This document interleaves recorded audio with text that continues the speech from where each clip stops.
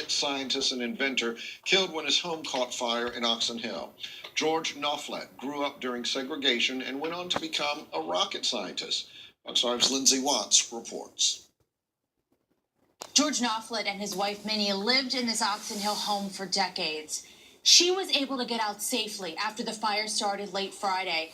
A neighbor who was here says she thought her husband was right behind her. She tried to go back in after him, but it was too late. Earlier, we spoke to the couple's children about their father's many accomplishments and the legacy he leaves behind.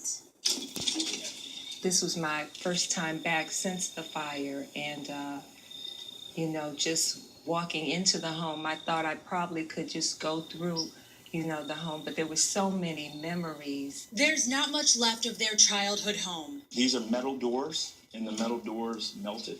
Derek Knopflet and Joyce Bradford showed us inside. The refrigerator also just completely melted. The late night fire took just about everything. It's only through the grace of God that my mom made it out. Just looking at the damage in the house. Their father, George, didn't survive. He's remembered as a man from humble beginnings, growing up during segregation. Dad grew up in a very poor environment. He went on to greatness, a research chemist and renowned inventor, featured in a book about prominent African Americans. He was literally a rocket scientist. So he worked with the propellants for the rocket. He had 22 patents. He participated in 59 publications. Just a brilliant man.